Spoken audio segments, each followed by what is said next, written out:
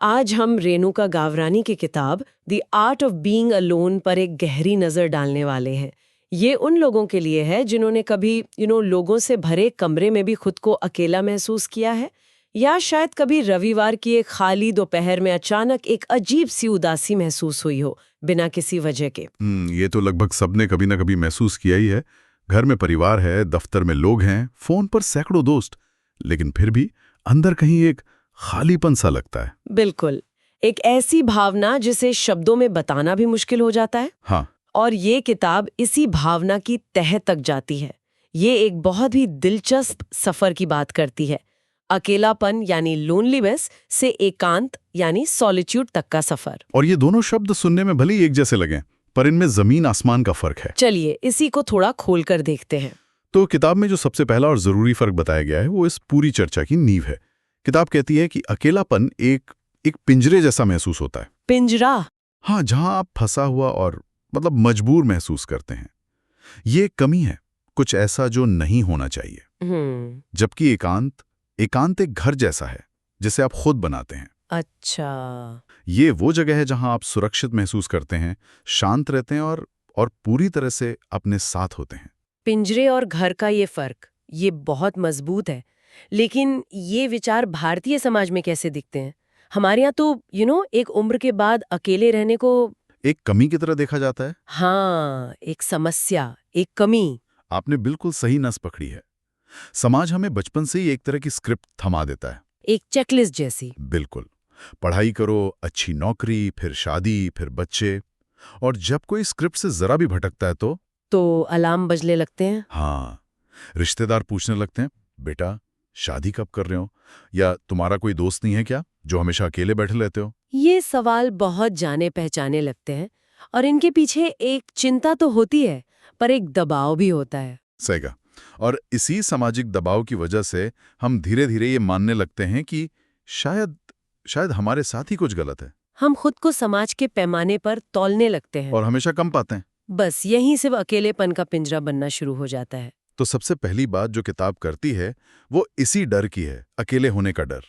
जब हम अकेले होते हैं तो मन में वो आवाजें आने लगती हैं, मुझ में ही कोई कमी है, या मैं पीछे छूट रही हूँ। बाकी सब देखो कितने खुश हैं।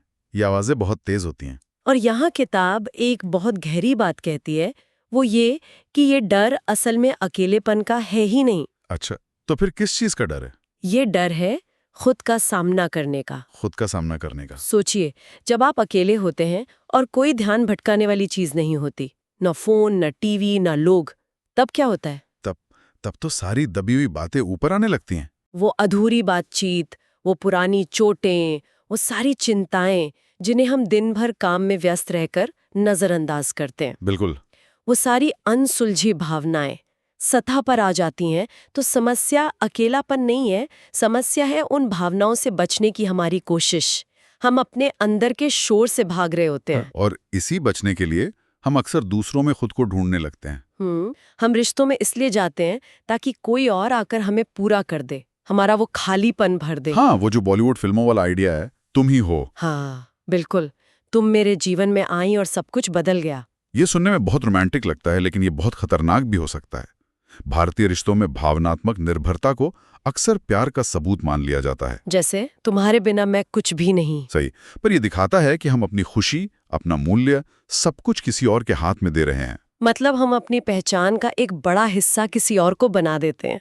और जब वो इंसान चला जाता है तो लगता है जैसे हम खुद भी अधूरे रह गए हों। एकांत की यात्रा तब शुरू होती है जब हमें ये एहसास होता है कि मैं अपने साथ बैठ सकता हूँ और टूटा हुआ महसूस नहीं करता। ये समझना कि मैं किसी के बिना भी पूरा हूँ। हाँ, ये पहला कदम है उस घर को बनाने का जिसे किताब एकांत कहती है। अकेलापन महसूस होने का एक बहुत बड़ा कारण तुलना भी है, खासकर आज के जमाने में सोशल मीडिया। ओ बिल्कुल। हम स्क्रॉल करते रहते हैं, किसी की यूरोप की छुट्टियों की तस्वीरें देखते हैं, किसी की शादी की वीडियो, और फिर अपनी जिंदगी को देखते हैं। हाँ, और सोचते हैं कि हम कहाँ हैं। और ये तुलना भारत में तो सोशल मीडिया से बहुत पहले शुरू हो जाती है। शर्मा जी के बेटे से। वही, स्कूल में मार्क्स, फिर कॉलेज, फिर नौकरी का पैकेज, फिर गाड़ी, हर चीज की एक टाइमलाइन बना दी गई है। ये दबाव सच में बहुत बहुत गहरा असर डालता है। अकेलापन कानों में फुसफुसाता है, तुमको छोड़कर सब आगे बढ़ रहे हैं।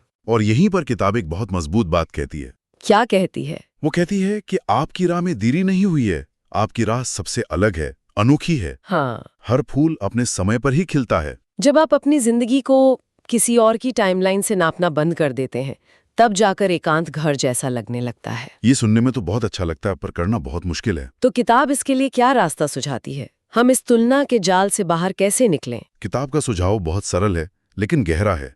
वो कहती है, भागने के बजाय रुकना सीखो। रुकना सीखो। हाँ, जब भी अकेलापन या तुलना वाली भावना आती है, हमारी पहली प्रतिक्रिया होती है ध्यान भटकाना।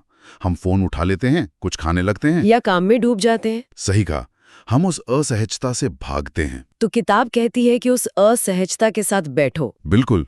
जब वो भावना आए तो बस 1 मिनट के लिए रुको, कुछ मत करो, बस उस भावना को महसूस करो अपने शरीर में। देखो वो कहाँ महसूस हो रही है, सीने में या पेट में। उसे कोई नाम दिए बिना, अच्छा या बुरा कहे बिना। हाँ, बस उसके साथ बैठो जैसे वो एक मेहमान हो। वाह, मतलब पिंजरे का दरवाजा कभी बंद था ही नहीं, हम बस उससे दूर भाग रहे थे। ये समझना तो बहुत बड़ी बात है। लेकिन असल में उस असहजता के साथ बैठना ये मुश्किल होगा। मुश्किल है, इसीलिए किताब इसे एक अभ्यास कहती है, प्रैक्टिस। ये कोई स्विच नहीं है जैसे बस ऑन ऑफ कर दिया। छोटे कदमों से शुरुआत करनी होगी। बिल्कुल। जब आप उस असहजता के साथ बिना लड़े बैठना सीख जाते हैं, तो धीरे धीरे उसकी ताकत कम हो जाती है। आप पाते हैं कि वो आपको खत्म नहीं कर देगी, वो बस एक भावना है जो आएगी और चली जाएगी। अच्छा, किताब में ब्रेकअप का भी जिक्र है। वो शायद अकेलेपन का सबसे तीव्र रूप होता है। ब्रेकअप हमें जबरदस्ती एकांत में धकेल देते हैं। वो खाली शामें, खामोश फोन। हाँ, वो बहुत तकलीफ देता है। लेकिन किताब यहाँ एक बहुत जरूरी फर्क बताती है। वो कहती है कि जैसे हम हार्ट ब्रेक में अकेलापन समझ रहे होते हैं, वो असल में शोक है, ग्रीफ। शोक? हाँ, आप सिर्फ एक इंसान को नहीं खोते, आप एक भविष्य को खोते हैं, एक सपने को खोते हैं जो आपने साथ देखा था। आप उस हम का शोक मना रहे होते हैं जो अब नहीं रहा। सही। और इसी शोक की प्रक्रिया में हम भावनात्मक रूप से आजाद होना सीखते हैं। हमें समझ आता है कि प्यार जा सकता है, लेकिन हम फिर भी रहते हैं।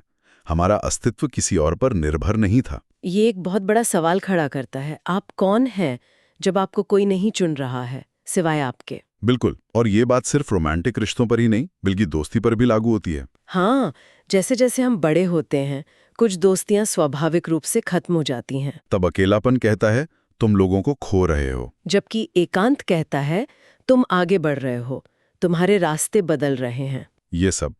ये सब आत्ममूल्य मतलब सेल्फ वर्थ से जुड़ा है। हाँ, जब आप खुद को महत्व नहीं देते तो हर दूरी एक रिजेक्शन जैसी लगती है। ऐसा लगता है कि दुनिया ने हमें नकार दिया। लेकिन जब आपका आत्ममूल्य आपके अंदर से आता है, तो वही एकांत आजादी जैसा महसूस होता है। तब अकेले रहना बोझ नहीं, बल्कि एक चुनाव लगता है। सही कहा। किताब में एक बहुत अच्छी बात कही गई है कि एकांत आपसे आपके सारे लेबल छीन लेता है। बेटा, बेटी, पति, पत्नी, मैनेजर। और फिर पूछता है, इन सब किरदारों के बिना, इस दिखावे के पीछे तुम कौन हो? और जब आप उस सवाल के साथ ईमानदारी से बैठना शुरू करते हैं, तो शुरुआत में ये डरावना हो सकता है, क्योंकि शायद सालों से हमने इस सवाल के बारे में सोचा ही नहीं। लेकिन धीरे धीरे आपको वो इंसान पसंद आने लगता है जो इन सभी लेबल्स के पीछे है। आप अपनी ही कंपनी को एंजॉय करना सीखते हैं। तो ये डर और दर्द से निकलकर एक अभ्यास की तरह बन जाता है, एक रोज की आदत। तो हम इसे अपनी रोजमर्रा की जिंदगी में कैसे लाएं? बिल्कुल। तब एकांत गलती से नहीं होता, आप उसे चुनते हैं जानबूझकर। और इसकी शुरुआत बहुत छोटी छोटी चीजों से होती है। जैसे अकेले 5 मिनट के लिए टहलने जाना, बिना फोन के, बिना संगीत के, सिर्फ अपने कदमों की आवाज सुनना और आसपास की दुनिया को देखना। ये सुनने में आसान है, पर मुझे लगता है कई लोगों के लिए फोन के बिना 5 मिनट भी मुश्किल होंगे। मन में एक बेचैनी होने लगती है कि कुछ छूट रहा है। और यही तो अभ्यास है। वो बेचैनी ही वो असहजता है जिसके साथ हमें बैठना सीखना है। शुरुआत में हो सकता है अब 2 मिनट में ही वापस आ जाए, कोई बात नहीं, कल 3 मिनट कोशिश कीजिए। किताब में एक और उदाहरण है, ध्यान से खाना, माइंडफुल ईटिंग। मतलब अपना खाना खाइए, लेकिन टीवी या फोन के साथ नहीं। हर निवाले का स्वाद लीजिए, उसके टेक्सचर को महसूस कीजिए। ये छोटे छोटे काम हैं जो हमें शोर से निकालकर वर्तमान में लाते हैं। हाँ, और ये हमें बाहरी मान्यता यानी वैलिडेशन की जरूरत से मुक्त करते हैं। हम लगातार दूसरों से पूछना बंद कर देते हैं कि क्या मैं ठीक कर रही हूँ या क्या मैं काफी हूँ। वो जवाब अपने अंदर से मिलने लगते हैं। एक और अभ्यास है अपने विचार लिखना, किसी को दिखाने के लिए नहीं, सिर्फ अपने लिए, एक डायरी में। इससे आपको अपने मन के पैटर्न समझ आते हैं। और चुप्पी, जिसका हमें अक्सर डर लगता है, वो हमारी दोस्त बन जाती है। हम हर खाली पल को संगीत, पॉडकास्ट या किसी की आवाज से भर देना चाहते हैं। लेकिन किताब कहती है कि खामोशी में ही स्पष्टता है, क्लैरिटी है। ये बहुत जरूरी बात है। जब आप हर खालीपन को शोर से भरना बंद कर देते हैं, तब आपको अपनी अंदर की आवाज फिर से सुनाई देने लगती है। वो आवाज जो आपको बताती है कि आपके लिए क्या सही है, आपकी असली जरूरतें क्या हैं। न कि वो जो समाज या दूसरे लोग आपको बताते हैं। क्योंकि एकांत खाली नहीं है, वो विशाल और शांत है। हाँ, वो भरा हुआ है, लेकिन शोर से नहीं, बल्कि शांति से, संभावनाओं से। आपको ये एहसास होता है कि आपका जीवन सार्थक होने के लिए किसी और के जीवन जैसा दिखने की जरूरत नहीं है। आपकी अपनी कहानी है और वो अपने आप में पूरी और सुंदर है। तो इस सब का मतलब क्या है? इस पूरी चर्चा का सार क्या है? मेरे हिसाब से ये एक बहुत गहरा बदलाव है। ये मुझे कोई नहीं चाहता वाली सोच से मैं अपने आप में काफी हूं तक का सफर है। ये बाहरी दुनिया में मान्यता खोजना बंद करके अपने अंदर एक घर बनाने जैसा है। एक ऐसा घर जहां आप हमेशा लौट सकते हैं, चाहे बाहर कितना भी तूफान क्यों ना हो। और जो सबसे शक्तिशाली बात मुझे लगी वो ये कि अकेलापन कभी आपका दुश्मन था ही नहीं। आपकी बेखबरी में जी रही जिंदगी थी। जब आप खुद को छोड़ना बंद कर देते हैं, जब आप खुद के साथ बैठना शुरू करते हैं, तो आपको एहसास होता है कि आप कभी अकेले थे ही नहीं। आप हमेशा अपने साथ थे, बस आप ध्यान नहीं दे रहे थे। किताब की एक लाइन है जो हमेशा याद रखनी चाहिए, आप लेट नहीं हैं, आप टूटे हुए नहीं हैं, आप बन रहे हैं। और एकांत खालीपन नहीं है, ये बिना शोर के परिपूर्णता है। अब सोचने वाली बात यह है कि अगर एकांत एक घर है, एक ऐसी जगह जहां आप खुद के साथ सुरक्षित महसूस करते हैं, तो आज आप अपने उस घर का दरवाजा खोलने के लिए सबसे पहला छोटा कदम क्या उठा सकते हैं?